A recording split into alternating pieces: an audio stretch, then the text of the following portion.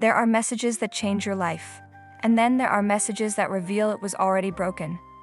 Spencer's text came at 6:12 p.m., precise, like everything he did when he wanted control. I had just finished presenting a quarterly risk model to a room full of executives.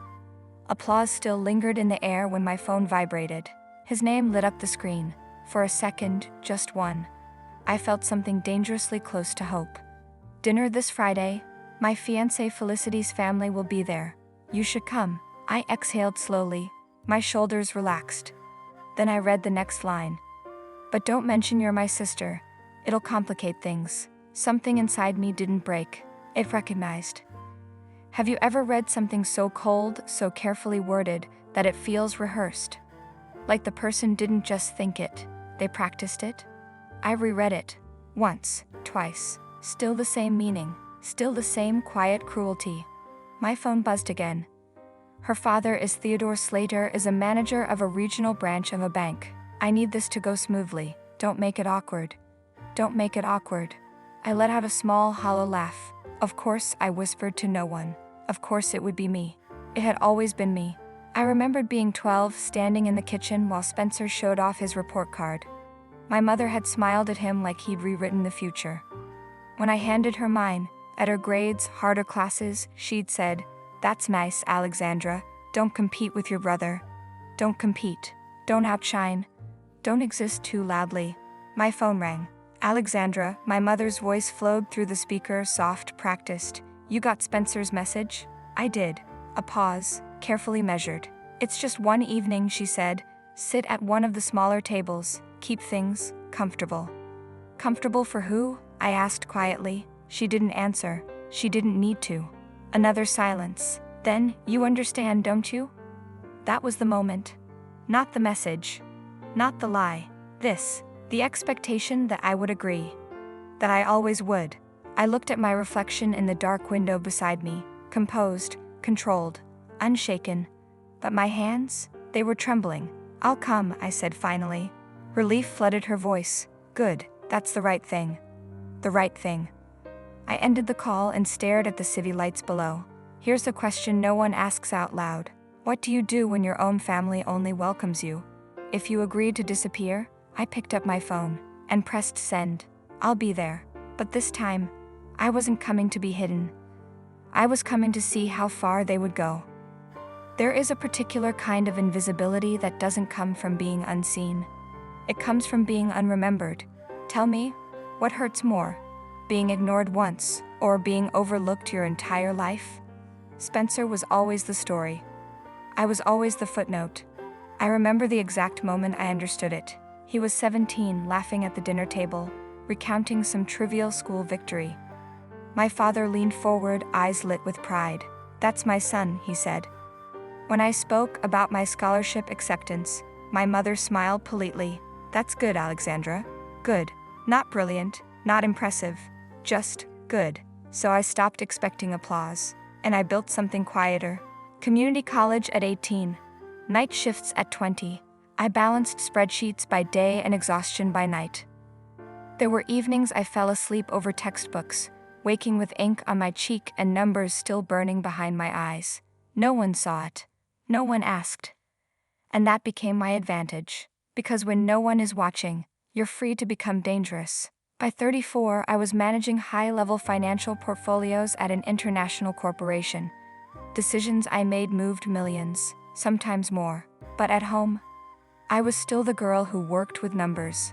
2 nights before the dinner, I sat across from my mentor Lloyd Graham, a well-known financial analyst in the United States. He didn't waste words. "They don't know who you are, do they?" he asked. I held his gaze. "They never did." He nodded once. Then, "Theodore Slater, your brother's future father-in-law, will be there." I frowned slightly. "So what's the big deal?" Lloyd leaned back, studying me like a finished equation. "Because he's quoted your work, your paper, Finance in the Everyday Lives of Citizens. He called it essential reading." Something inside me stilled. "He knows my name? He respects it," Lloyd corrected. Respect. Such a small word. Such a devastating difference. I looked down at my hands, steady, capable, unshaking. For years, I had built a life no one in my family had bothered to learn. And now, I was about to walk into a room where the one man they were desperate to impress already knew exactly who I was. So here's the real question. What happens when the person they tried to hide becomes the most important person in the room? I arrived at the Friendship Club just as the lights softened into their evening glow. Warm, golden, expensive. The kind of glow that makes people feel important before they've even spoken. Spencer thrived in places like this. He spotted me instantly. His expression tightened, as if my presence were a stain he hadn't planned for. "You're here," he muttered, stepping closer. "You invited me," I replied. His jaw flexed. "Just remember what I said. Don't make things complicated tonight." Complicated. He said it like my existence itself was a disruption. Before I could answer, Felicity, Spencer's fiancée, approached. Elegant, effortless, the kind of woman who'd been raised to fit seamlessly into rooms like this. But the moment she saw me, her smile softened with genuine warmth. "You must be Alexandra," she said. I opened my mouth to reply, but Spencer cut in sharply. "She's just helping out at my company," he said. "Cleaning offices, filing paperwork, that kind of thing." The words hit like a slap. Not my sister. Not a financial manager. A cleaner. The club noise blurred. The lights warped. My throat tightened so suddenly I couldn't breathe for a heartbeat. "Is that true?" Felicity asked, brow drawn in confusion. I forced a smile, thin, sharp. "It's his version." Before anyone could say another word, my mother appeared, taking my elbow lightly. "We've saved you a seat, dear," she whispered, somewhere quieter. Quieter meant invisible. She led me toward the back, a tiny table near the service door. A table meant for staff, not guests. When she left, the chair beside me was already cold. That coldness spread. But then, movement, the clink of glasses. I looked up. Theodore Slater, the bride's father and my brother's future father-in-law, was crossing the room. Not toward Spencer, not toward Felicity, toward me. The tray in his hands trembled slightly as his eyes locked onto mine, recognition dawning like sunrise. "Alexandra Abbott," he said aloud. Every conversation in the room stilled. He set the tray down. "I've been wanting to meet you." My heart pounded once hard. Because in that single moment, in that beautifully silent room, the small table wasn't small anymore. It was the center, and everyone knew it. "Your paper on behavioral finance," Theodore continued, stepping closer, "finance in the everyday lives of citizens. I've quoted it to my entire team. Twice. There was no mistaking it now. Respect. Open, undeniable." Behind him, I heard a glass slip, my mother's hand shaking. Spencer didn't move. Didn't breathe. Didn't understand how this was happening. "I didn't realize you'd be here," Theodore added, his tone sharpening just slightly. "Or I would have insisted you sit with us." That was the question hidden inside the courtesy. "Why weren't you?" My brother found his voice first. "It was just a seating mix-up," he said quickly, stepping forward with a strained smile. "Alexandra doesn't really mind where she is. That so?" I asked. Not loudly, not angrily, but enough. Enough to stop him. Enough to make him look at me, really look. For the first time that night, his confidence cracked. Because here is the truth. A lie can survive distance, but not proximity. Theodore's gaze shifted between us. Then calmly, "I would prefer to hear it from Ms. Abbott." Silence pressed in. I could feel every eye on me, waiting, measuring.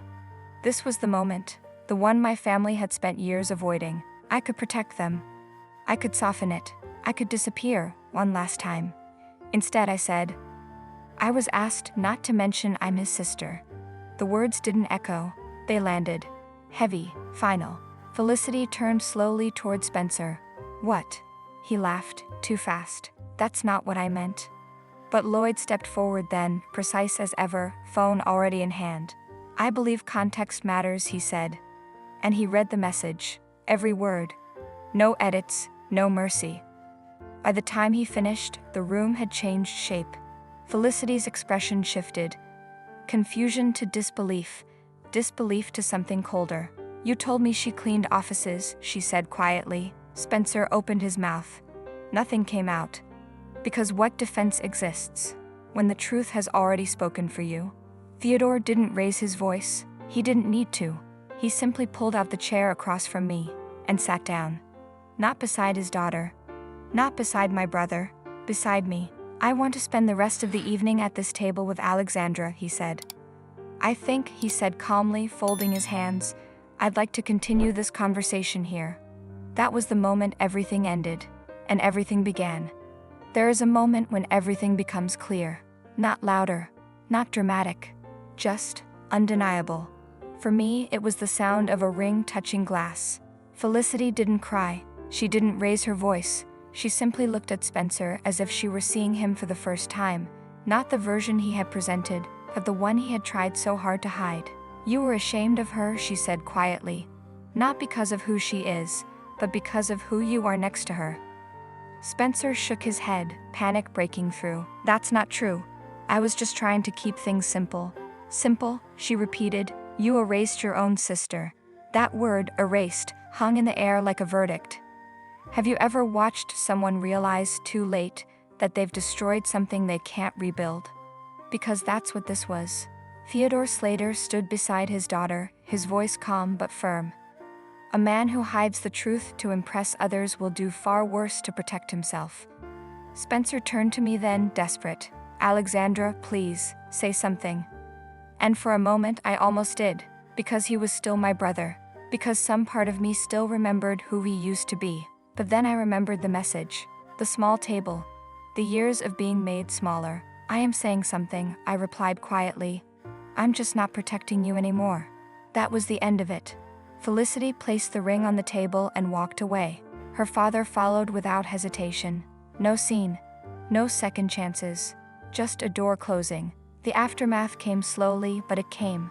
Spencer lost more than the engagement. People began to question him, not loudly but carefully. Trust slipped first. Then opportunities, then everything else he had built on appearances instead of truth.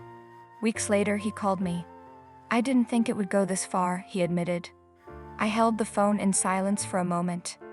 Then I said it didn't go far enough until someone told the truth. I didn't wait for his response. I ended the call, and with it something much older than that night. My parents tried to reach me too. Apologies wrapped in explanations. Regret without accountability. I didn't respond, not out of anger, but out of clarity. Because here is what I finally understood. Family is not defined by who asks you to stay, but by who never asks you to shrink. Months later, I stood in a room with my colleagues where no one questioned my place. No explanations, no conditions, no small tables. And as I looked around, I realized something that felt almost like peace. The night they tried to hide me was the night I stopped disappearing. Friends, what do you think of this story? Write your opinion in the comments. Would you like more stories? Don't forget to subscribe and hit the bell button so you don't miss any videos. See you tomorrow.